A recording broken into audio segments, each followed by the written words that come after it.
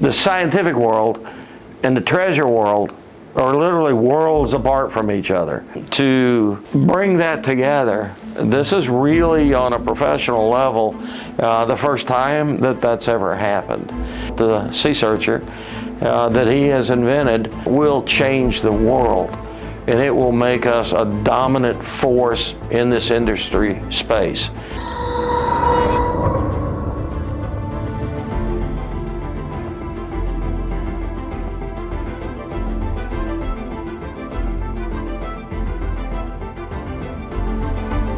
My name is Kyle Kennedy. I'm CEO of Seafarer Exploration, and I guess you'd say the founder of the company.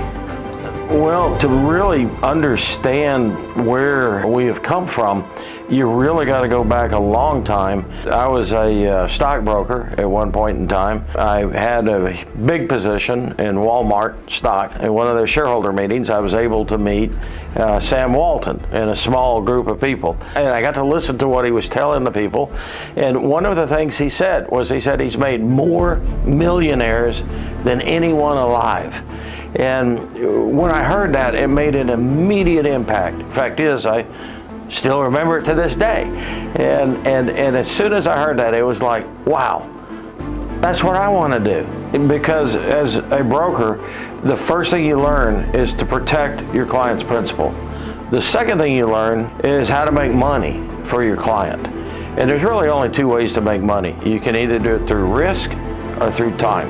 And watching that and having a desire to make, my clients wealthy, the problem was I never came across a vehicle that I could do that with.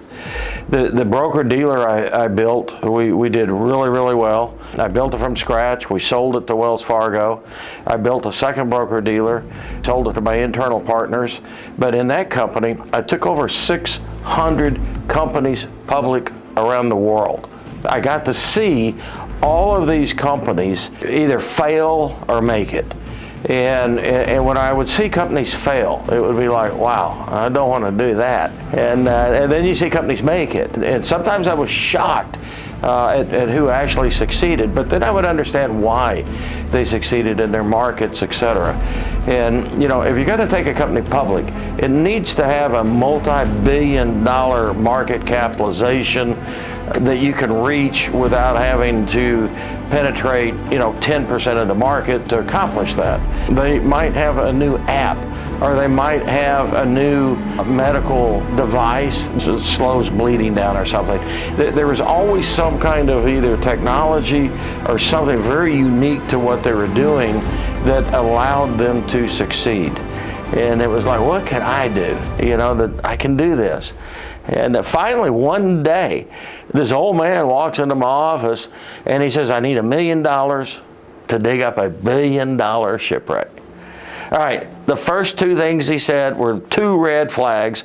I need $1 million. It's never $1 million, okay? Second red flag, for a $1 billion shipwreck? Come on, these shipwrecks don't carry $1 billion. You're off your rocker, okay? Oh, and you're in the treasure business. Yeah, okay, we're done. That's the end of this meeting.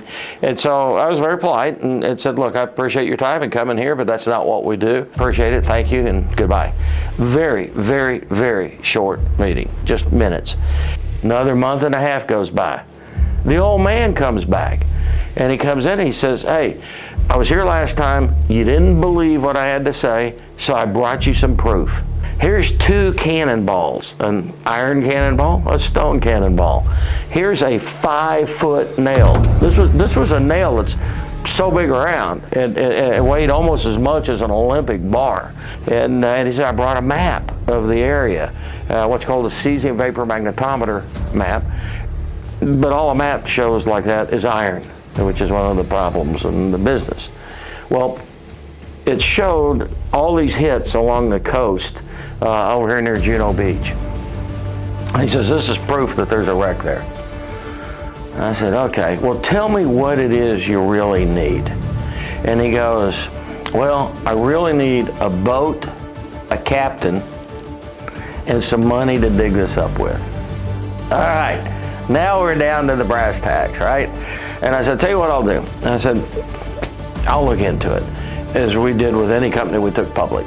So I went to the Fishers, which are out of Key West. Mel Fisher was somewhat famous for finding a wreck called the Etosha and another wreck called the Santa Margarita. He also helped find several wrecks along the coastline off of what was called the 1715 fleet near Vero Beach and Sebastian Beach. And Mel Fisher did a tremendous job with what he had available, which was pretty much next to nothing. The guy had tremendous perseverance and tenacity. And after spending 16 years looking for this wreck, he finally found it. So I contacted the Fishers and said, hey, tell me about this. They ended up telling me all about it. I spent a week with them in Key West, and they explained to me the business. They took me out treasure hunting. I watched these guys, and it was they would blow these big holes in the ocean floor with these big blowers that go in the back of their boats and take the prop wash and direct it down to the ocean floor. They would just blow a hole and see if there was any treasure there. And if there wasn't, they would just move it over and dig another hole. And it was like, oh my gosh, any idiot could do this. I have found my calling, right? It was like, I think I can do this, right? I asked them, I said, the old man says that he believes this wreck is worth $1 billion. I said, how far off his rocker is he? And they said, oh, he's way off. And I said, okay, so what, 10 million, 20 million? And they go, oh no, the other way. And I go, what? And they go, oh yeah, our estimate, 15 billion, easy. No way. And I said, where do you come up with this number? I crunch numbers for a living. How did you come up with this? Back me into it. So he goes, okay, look, we found $400 million in one spot on the Etosha that was just in silver bars. Cumulative around that area, we found an additional 500 million. Now, I have no way of verifying these numbers, with the exception of them just stating it, okay?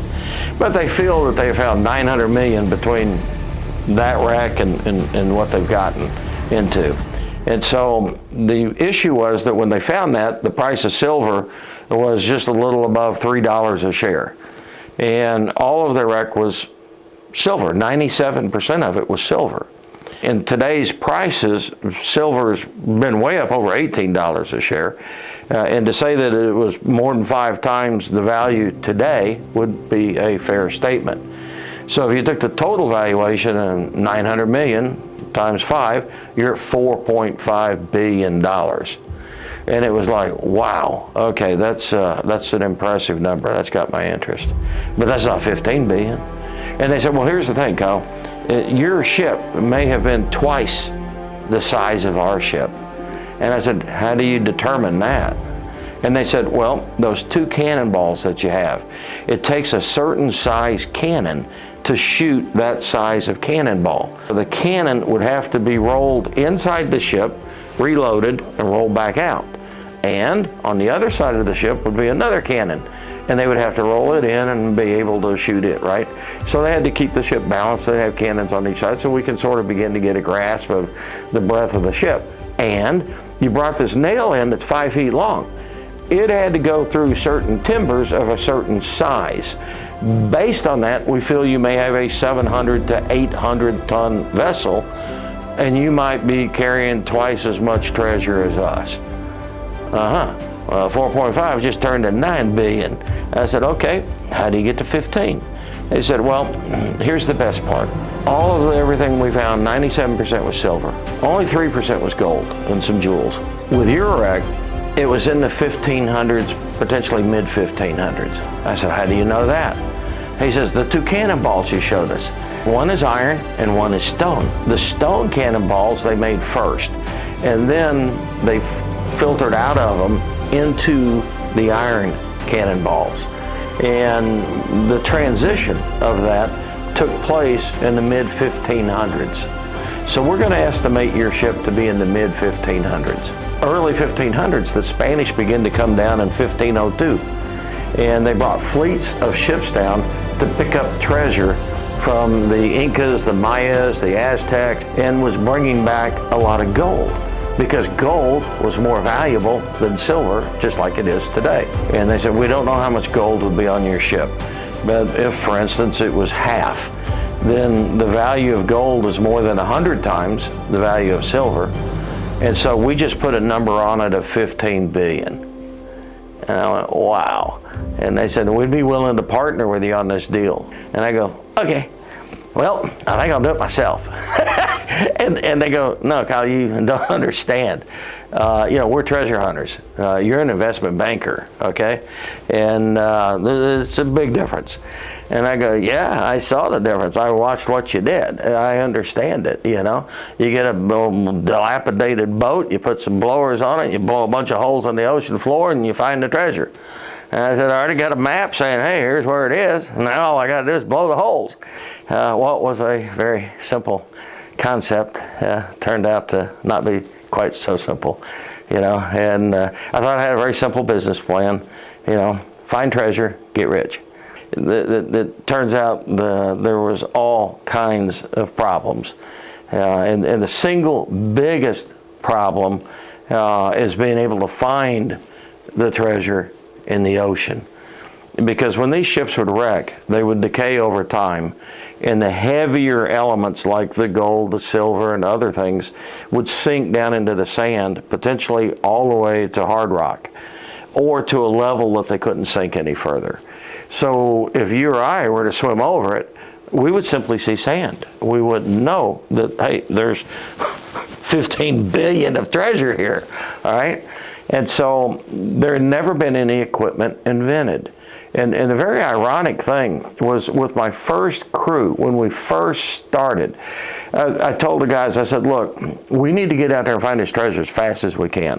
I said, because there's going to be a day when somebody invents something that finds treasure under the sand.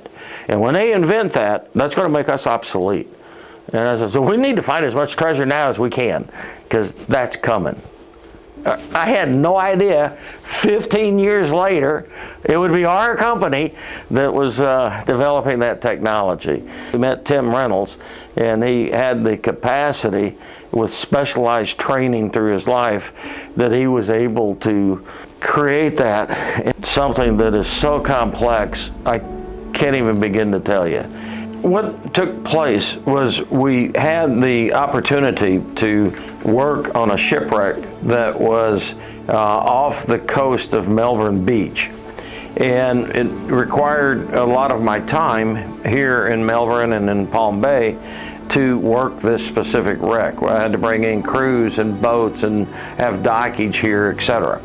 While I was spending time here, some people pointed out to me, well, you have all these PhDs running around that are literal rocket scientists because of Cape Canaveral.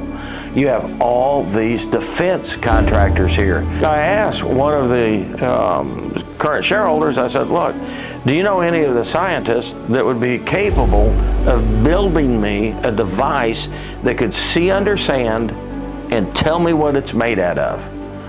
And he goes, well, I know one guy that's retired, and he had specialized training in location work for the government. And apparently they spent over $100 million in his background and training. So I'll introduce you, and he can make a decision whether he wants to work with you. He introduces me to Tim Reynolds. And Tim listens to the problem and says, well, let me think about it. Well, when he said, let me think about it, I didn't understand. That meant I'm going to think about it for 4 months and figure out all these details before I come back to you. Well, 4 months later, he came back and he said, Kyle, I think I know how to do it. And he goes, it's going to take a long time. It's going to take a lot of money, but I think I know how to do it. And I said, okay, let's do it. And so for over 3 years, we have been building this device. And he's brought in every single person we've needed to accomplish every specific thing of what he's doing. I don't get it. I do not know how this guy thinks on this stuff, because the complexities of what he's doing between all these algorithms and software and hardware, and how this hardware is integrated with the software, and all kinds of acoustic waves and different levels of waves and different levels of beams, and it's this stuff is operating at the speed of light, and it's like, How do you figure this and capture this? You had a blank sheet of paper. The scientific world and the treasure world are literally worlds apart from each other. And to bring that together, this is really on a professional level the first time that that's ever happened. And the invention, we call it the Sea Searcher, that he has invented will change the world, and it will make us a dominant force in this industry space. There is nobody that's going to be able to compare to us. So I'm extremely confident, obviously, of what we're doing. And now we need to simply put it on a wreck that has treasure on it.